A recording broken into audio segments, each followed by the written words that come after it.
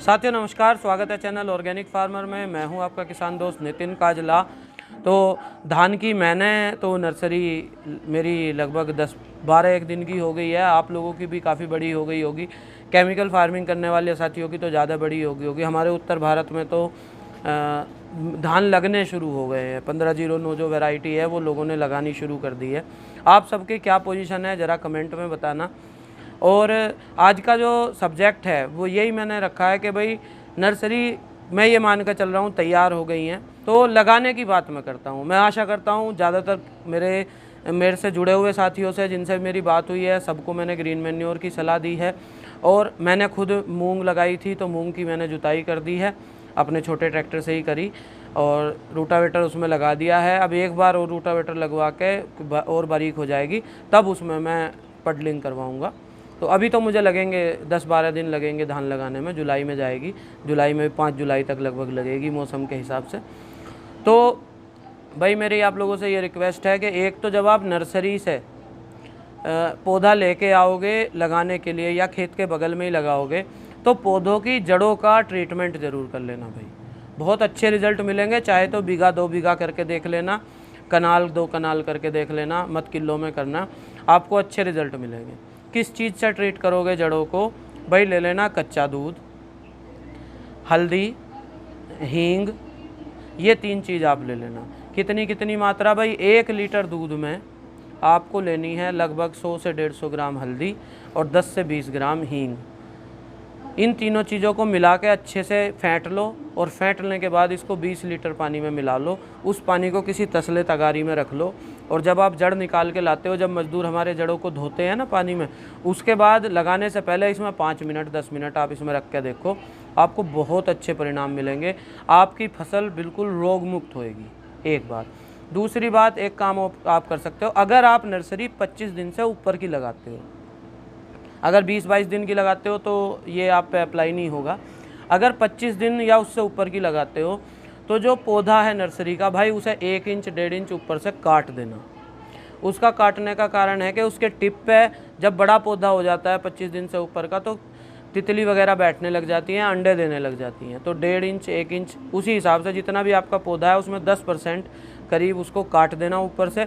कोई नुकसान नहीं होता, ट्रिलरिंग भी अच्छी करता है ऊपर से कटा हुआ पौधा, प्लस कीड़े खेत में नहीं जाते नर्सरी में से। ये आप ज़रूर ध्यान रखना भाई।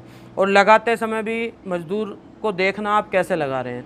कुछ मज़दूर क्या करते हैं, क्योंकि जब हम कद्दू अच्छे से काट देते हैं उसमें मतलब पडलिंग अच्छे से हो जाती है तो खेत बहुत मुलायम रहता है, तो वो पकड़ते हैं और उसको 2-3 इंच गहरा गाड़ देते हैं पेड़ को। भाई ऐसा बिल्कुल मत होने देना। आपको ये कोशिश करनी है कि पेड़ जो है बस 1 इंच 1-1.25 इंच से ज़्यादा गहरा ना जाए। उसका मैं एक बहुत मेन कारण आपको बताता हूँ। भाई जो हमारा नर्सरी में पौधा है उसकी जो निचली गांठ है, उस गांठ को पौधे ने इंडिकेट कर चुका है पौधा कि भाई तेरे को टिलरिंग करनी है। या ये नेचुरल है, प्राकृतिक तरीका है कि मिट्टी के पास जो गांठ है उसने टिलरिंग करनी है। हम उसको 1 इंच 1.25 इंच 1.5 इंच अधिकतम, इससे ज़्यादा नहीं, बिल्कुल भी 1 इंच भी सबसे बढ़िया 1 इंच है, वहाँ मिट्टी में गाड़ते हैं तो वो ही गांठ टिलरिंग करती है। लेकिन जब हमारे मज़दूर उस पौधे को 2-2.5 इंच गहरा गाड़ देते हैं तो भाई वो आँख टिलरिंग नहीं करेगी। टिलरिंग करेगी जो ज़मीन की सतह के आसपास गड़ी हुई आँख होगी, 1 इंच या आधा इंच नीचे होगी ज़मीन की सतह से, वो टिलरिंग करेगी। तो पौधा जो है उसको संदेश भेजेगा और उसको तैयार होने में ही 15-20 दिन लग जाएंगे उस गांठ को तैयार होने में, तो वो तब टिलरिंग शुरू करेगी। तो बहुत ये एक अहम पॉइंट है, इसका बिल्कुल आप लोग ध्यान रखना कि बहुत ज़्यादा गहरा पौधे को ना गड़ाएं, सिर्फ इतना गड़ाएं कि उसकी जड़ मिट्टी में डूब जाए और पौधा खड़ा रह सके। पौधा पानी के बहाव में लुढ़के नहीं, अपने वजन से लुढ़के नहीं, सिर्फ इतना उसको गड़ाओ। करके देखिए, थोड़े क्षेत्र में आपको इसके परिणाम ज़रूर मिलेंगे, अच्छे परिणाम मिलेंगे। और भाई जो आपकी पोटाश और फॉस्फोरस की जो रिक्वायरमेंट है वो शुरू में ही आप पडलिंग के समय पे ही डाल दो। जो मेरे भाई केमिकल फार्मिंग करते हैं उनको मैं बताऊं, जो हमारे यहाँ BEDF basmati export development foundation है, उनकी एक रिकमेंडेशन है कि 70 किलो NPK 12-32-16 का आप पानी खोल के उसको बिखेर के तब आप पडलिंग करें, बहुत अच्छे रिज़ल्ट आपको मिलेंगे।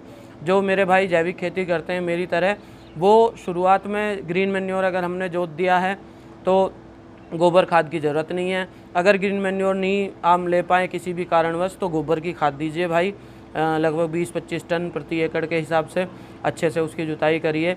और एजोटोबैक्टर, पीएसबी और केएमबी जो एनपीके कंसोर्टिया आता है उसको आप पानी में चलाइए। केमिकल फार्मिंग करने वाले साथी भी मेरे उनको पानी में चलाइए, जिससे आपके खेत में जो अघुलनशील पोषक तत्व पड़े हैं उनको ये घोल के और पौधे को अवेलेबल करा पाए। ये काम आप लोग ज़रूर करिए। और भाई जब आपका पौधा कांटा पकड़ ले, जब कांटा पकड़ लेगा उस समय सभी साथी करें ट्राइकोडर्मा और सुडोमोनास 2-2 किलो आप उसको 200-200 लीटर पानी में घोल लें। और ऐसा नहीं है घोल के उसको बढ़ाना नहीं है, घोल लें और बहते पानी में मिला दें, तो आपकी जड़ों में किसी भी तरह के हानिकारक फंगस आदि से ये बचाएगा। सुडोमोनास पौधे को इम्यूनिटी देगा, स्ट्रॉन्ग करेगा, किसी भी तरह के जो हवा से या मिट्टी से लगने वाले रोग हैं उनसे बचाएगा भाई। तो भाई आशा करता हूँ आपको ये वीडियो में जो मैंने विधियाँ बताई पसंद आई हों, तो वीडियो को लाइक करें, शेयर करें और चैनल को भाई सब्सक्राइब करके रखो अगर चैनल सब्सक्राइब नहीं किया है। 1,30,000 के आसपास हम सभी साथी इस परिवार में जुड़ गए हैं, आप सबका बहुत बहुत धन्यवाद। चलिए फिर अगली वीडियो में मिलता हूँ जिसमें हम बात करेंगे धान के को कीटों से कैसे कैसे बचाना है। बहुत बहुत धन्यवाद साथियों, मिलते हैं अगली वीडियो में। नमस्कार।